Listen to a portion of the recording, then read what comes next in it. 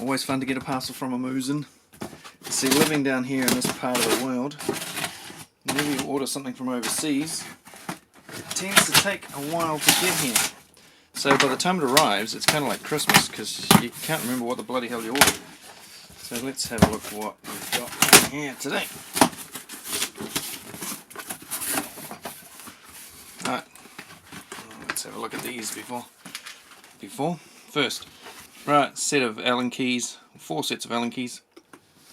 Torx, hex, ball hex, and the other hex is, one's metric and one is imperial, or SAE. What is this? I went for the high-end brand, as you can see. Hors are us. Hors are rusty. How do you mean to say that? Horusty. Horusty. Horusti. Oh, kick the camera. High-end stuff, anyway. I really just wanted a set of sockets, and I bought some other things while I was there. So, set of sockets. I was saving up for the good ones, and then I changed my mind and thought, they're sockets, you know, they're impact sockets, and it's not like I'm going to break them, am I? I don't use them all that often, I don't use them all day, every day. So, I went with this set instead. Another stupid name that I'm not sure how you say it. Meteric. Meter K. Meteric. No, I don't know. Does it matter? And there she is. Yeah, oily. Warranty registration. Yeah, like I'm going to do that. Wow, they are quite deep. They are long sockets. They're quite thin walled.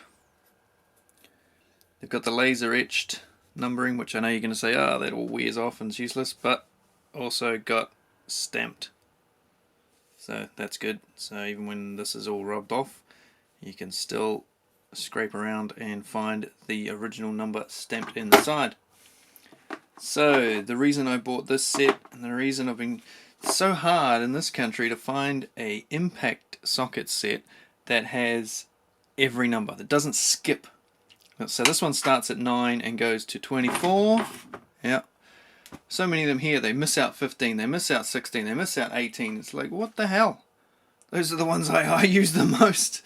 So, yeah, so in the set you've got those 9 right through to 24.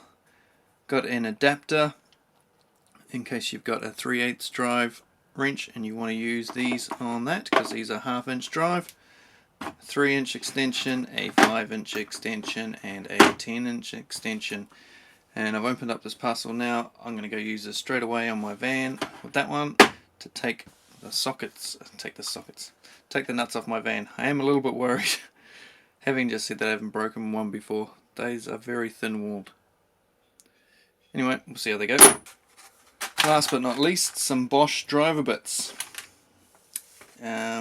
Another thing I find really annoying to get hold of, certain sizes, and buying them from Amazon is no better, because you get heaps of Phillips ones, which, you know, we don't really use here anymore.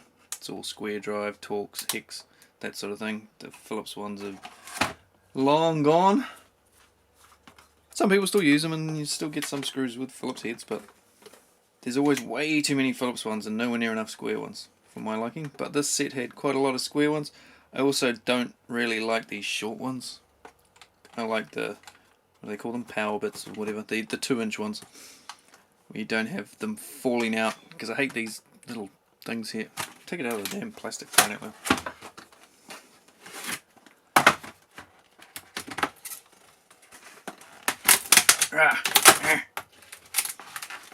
Bastard packaging.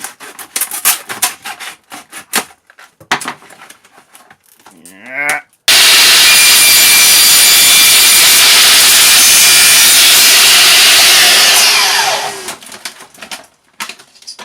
Right, rubbish.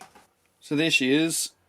Most companies now, or a lot of companies now, are doing these pop-out bits too. So you can just take that out, buy a whole new one of these strips with all the bits you want in it, and then you can just clip it in and make your own set of the pieces you use. I love that idea. I wanted to get the Makita one, but they wouldn't ship it to New Zealand. And in New Zealand, the 100-piece Makita kit is $100 at Bunnings, and on Amazon it's $20. So I'm not going to buy it in New Zealand because it'll just get stuck in my craw. So anyway, let's have a look at these. So we've got Torx drives down here, all bloody Phillips up here, a few Phillips, some squares, more bloody Torx, and square up there. So it's a pretty good selection for what I use.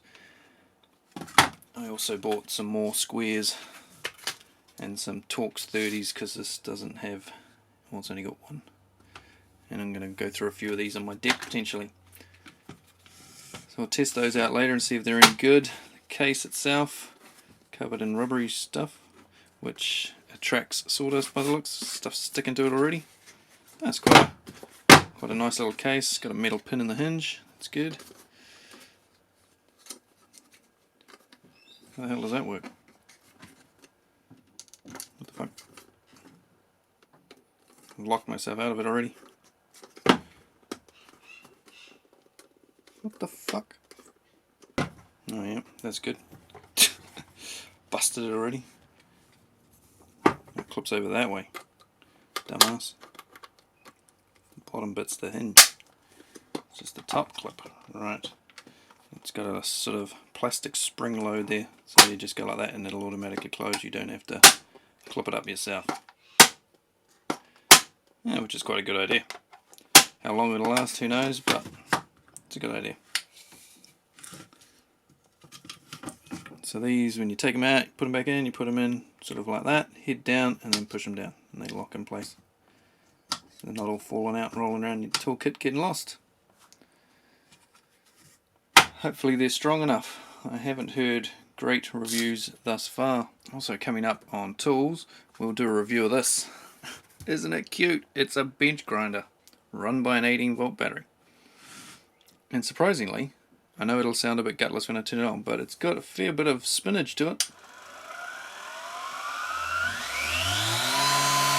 When she ramps up, sounds quite grunty, kinda. Variable speed.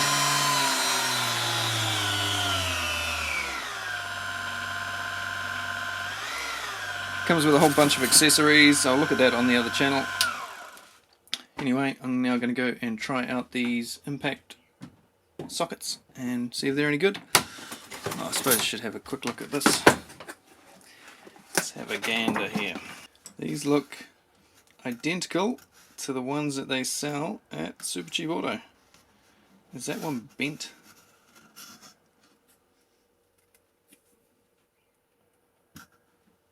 It's got a curve in it straight out of the box. Might not show up on the camera. So I'll screw these on the wall, well, hook them on the wall. It's kind of cool that they're color coded, easy to find which ones you want. Also, oh, it's quite a thick layer of paint too. They've all got the numbers stamped on the side, which is also handy.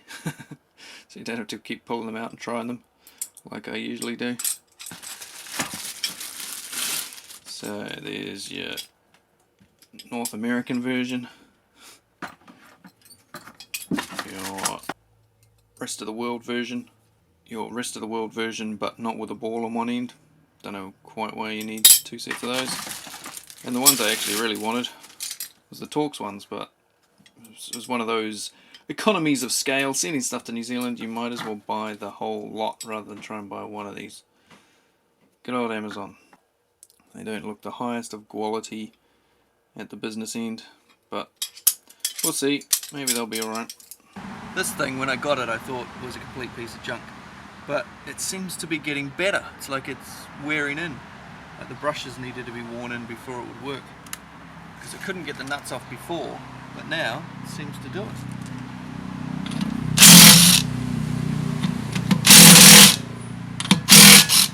Quite easily.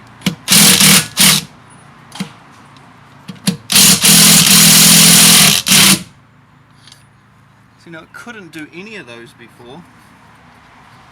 These were tightened real hard. So, I don't know, just needed wearing in, I guess.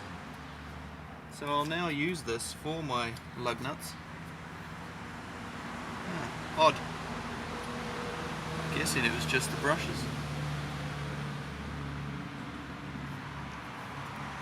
I've seen a lot of people complain that the battery's too loose. I don't see any issue there at all. Yeah, it wiggles around, but so does every bloody Makita and DeWalt and everything else. So they don't make them solid, because if you have them too solid, it vibrates the battery too much. They put dampeners in. They're good tools. In here they've usually got rubber dampeners. This one's just sort of a loose fit, but that's not going to be a problem as long as the contacts are alright, then it's all good. One thing I have found strange though is the red light stays on the battery all the time when it's not attached to the tool or anything. It's a little bit odd. Well, the 21mm one worked alright, didn't shatter, doing the nuts on my van, so that's good. Got that brake issue sorted. Now I'll test more of these as time goes by, no doubt. If I have any issues I'll tell you, and I'll tell you about these too. Might do a bit more of a detailed review of these in the future if need be, if I have any issues or any praise. Okay, thanks for watching guys, see you on the next one. I'll put this on tools and stuff, probably. Heaps of more reviews to come over on that channel. See you later.